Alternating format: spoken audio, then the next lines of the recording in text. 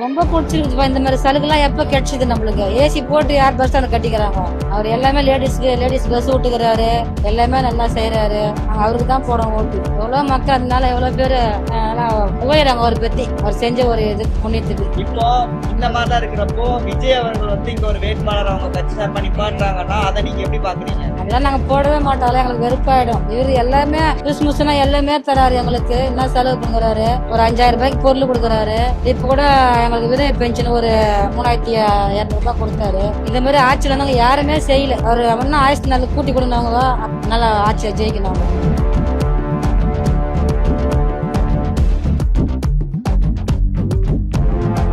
திராவிடமான ஆட்சியை பொறுத்த வரைக்கும் இது பெண்களுக்கான ஆட்சி. வாக்களிப்பீர் உதயசூரியன்.